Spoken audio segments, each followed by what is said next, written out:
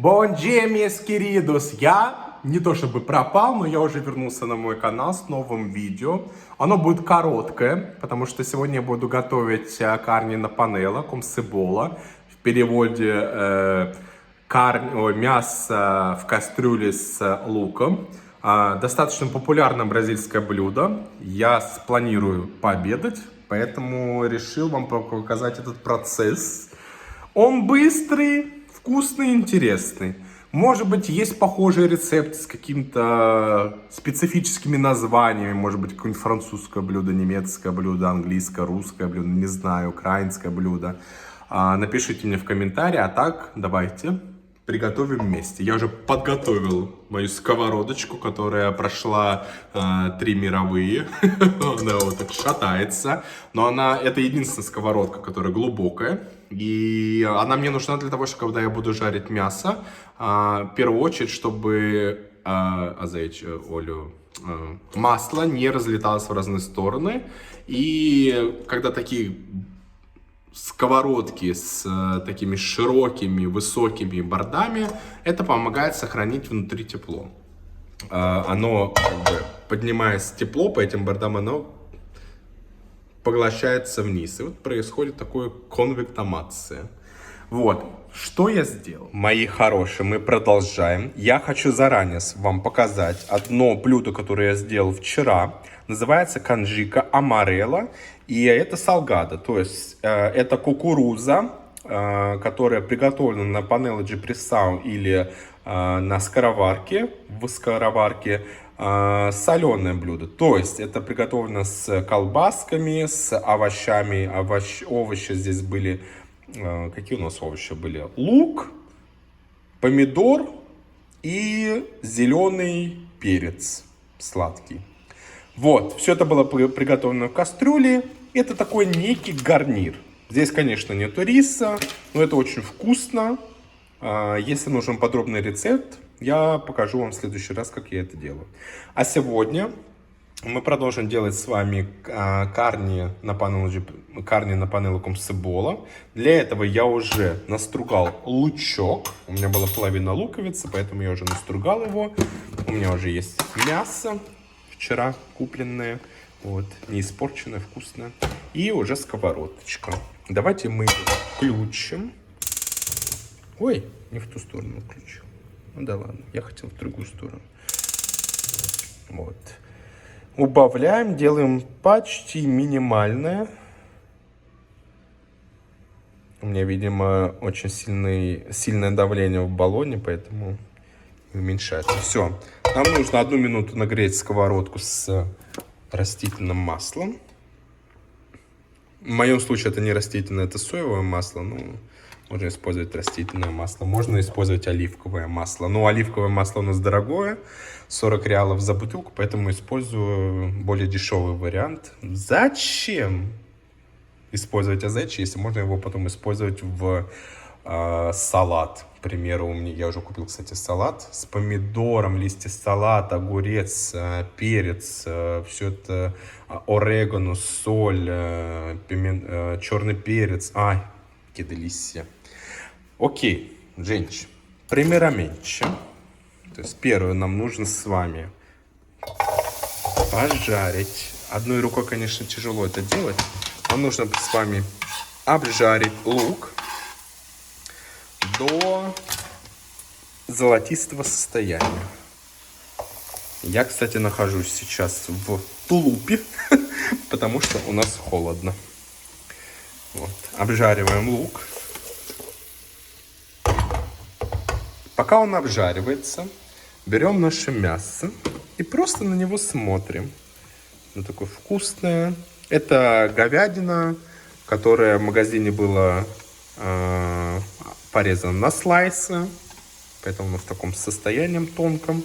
Ну, есть кусочки, конечно, здесь потолще. Я предпочитаю выбирать потолще. Почему? Потому что они более сочные. Это, кстати, тонкий, скорее всего, будет такой пересушенный. Но ничего страшного. Окей? Моем. Упал, забыл. А что нам нужно сделать? Когда будет лук уже почти такой золотистый-золотистый, нам нужно добавить 2 чайные ложки сахара. Да-да-да, вы не ослышались. 2 чайные ложки сахара. Мед нам не нужен. Берем. Как бы это открыть теперь одной рукой. Вот. Сахар в банке из какого-то десерта. Нарисована вишня, не знаю почему. Или яблоки нарисовано. Не знаю. Короче, вот здесь у меня есть сахар. Берем чайную ложку. Одну. Набираем немножко. И сыпем. Для чего? Нам нужно сделать карамелизацию, то есть легкую карамель, которая должна придать красивый оттенок нашему мясу. Это, конечно, увеличивает калорийность, но ни в коем случае это не портит вкус мяса. Не бойтесь. Если кто-то не любит сахар, не добавляйте. Или кто-то следит за своей фигурой, тоже можете не добавлять. Это не обязательно, но это оригинальный рецепт, который каждая хозяйка или каждый хозяин дома готовит себе на кухне в Бразилии. Окей. Нам нужно, наверное, знаете, что взять вот такую лопаточку и помешать. Потому что сахар дело такое, он держится в кристаллическом виде, а потом в какой-то момент, когда температура определенно набирается, он начинает плавиться. И это происходит быстро. И еще быстрее он начинает гореть. Поэтому нам не нужно это допустить. Для этого мы уменьшаем температуру помешивания.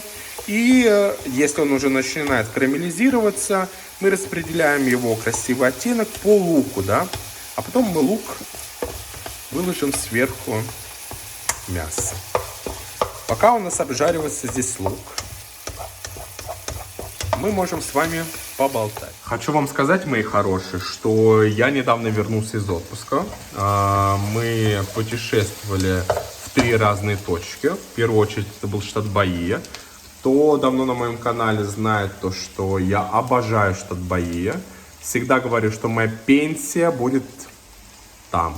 Что моя душа находится там. Почему? Еще раз повторюсь, я обожаю весь народ, который живет в штате Баия. Всех баянцев я их обожаю, потому что энергетика свободы, радости, она заражает других людей, которые туда приезжают. Есть свои проблемы социальные, не без них, но я больше за вот это ментальное здоровье, которое я восстанавливаю именно в штате Баия. Потом, первый раз в жизни я съездил в Фоз-ду-Игуасу. Фоз-ду-Игуасу – это город, который находится в штате Парана. И там находятся знаменитые водопады Катаратас. Знаменитые водопады Катаратас – это вторые водопады после Ниагарских водопадов или Ниагарского водопада, не помню, какое там число множественное, единственное в мире. То есть во время дождей, во время сезона дождей водопады Катаратас являются вторыми после Ниагарского водопада. И мы были еще в Аргентине, в Буэнос-Айресе, тоже первый раз я там побывал. Рекомендую всем побывать в Буэнос-Айресе, в Аргентине. Женщины, народ, такое классное место. Место, где Европа, я считаю, что это самый европейский город в Латинской Америке. Необыкновенная еда, то есть люди реально умеют готовить мясо, умеют готовить стейки. Если кто-то думал, что вареная сгущенка, родиной которой является Советский Союз, вы не правы.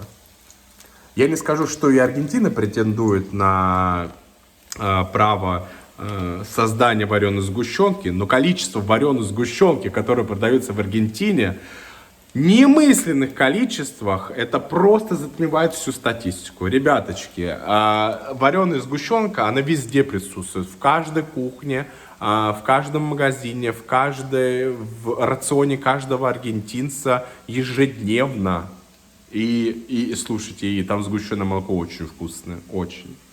Так, лук. Возвращаемся к нашему луку. Лук у нас почти обжарился. Он такого полузолотистого состояния, да, еще. Оно продолжится здесь обжариваться. Мы его никуда не убираем, но мы просто отодвигаем в другую сторону, для того, чтобы у нас было пространство положить сюда мясо. Вот так, вот так. И сбоку, вот так. Отлично. Теперь все это дело нам нужно посолить. Где у меня соль? Соль у меня тоже прячется в какой-то непонятной банке. Это у меня имбирь. Непонятной банке. Я, кстати, в трусах. Ну, ничего страшного. Мы же в Бразилии. Здесь должно быть жарко, одновременно и холодно. Вот, добавляем соль. То есть подсаливаем, подсаливаем, подсаливаем, подсаливаем. Будем солить с двух сторон. Почему? Потому что соль сверху, она начнет выделять влагу и кровь, которая находится в мясе. Нам нужно это потом все дело перевернуть, потому что у нас будет жариться мясо с двух сторон. И мы посолили сначала обычной солью. И когда я переверну, я посолю солью из приправ.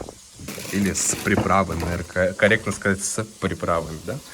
Открываем наш золотник. Находим соль, вот такую соль с чимичурри. Чимичурри — это набор разных трав, типа манджерикао, базилик, чеснок, лук, паприка и все такое. Очень популярная приправа на юге Бразилии и в Аргентине. У меня, кстати, есть еще и соус из чимичурри. Вот он. Я его сам лично сделал, товарищи. На вкус, я думаю, что получилось кисловато, потому что, я думаю, добавил очень много лайма, да. Вот такой вид.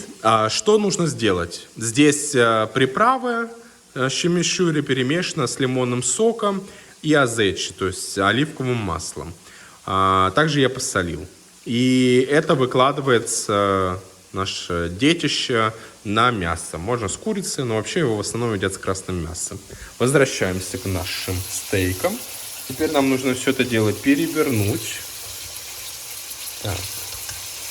Одной рукой это тяжело, конечно, делать, но мы попытаемся.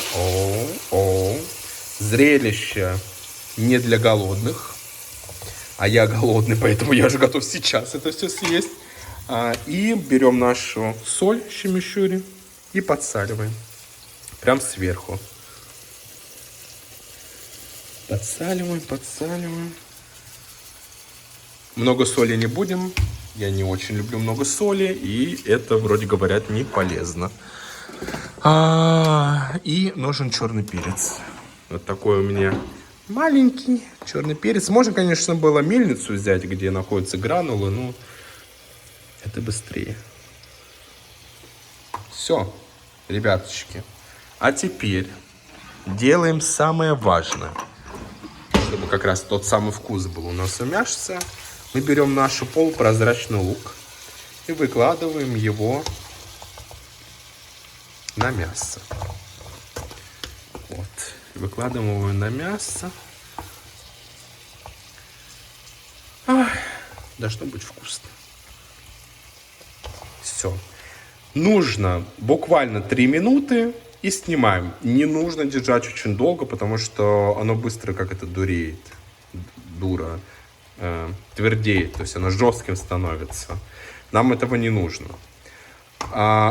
Ребяточки, я чуть не забыл. Когда мы добавили, то есть мясо, сверху лук положили, нам нужно взять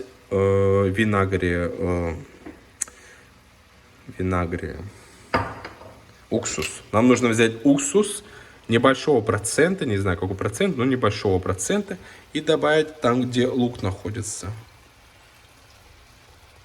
То есть и проварить вместе с луком. И потом еще можно сверху вот этот кусочки лука, которые у нас остались, добавить сверху сюда. Я забыл добавить сразу, но давайте еще раз объясню технологию. То есть мы когда обжаривали лук, в этот момент еще до того, как положить мясо, нам нужно было добавить уксус. И после этого начать уже процесс обжаривания мяса. Не забываем. Сори. Правда, я забыл. Мои хорошие, я уже выложил, сервировал, точнее, блюдо. Добавил свое любимое моле ди пимента, то есть соус из острого перца.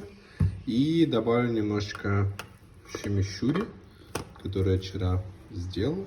Вот так. Распределим его по мясу. На другой тамбень. Все, мои хорошие. Мне приятного аппетита, вам приятного аппетита, всем приятного аппетита. Бейжу, а ты жажа.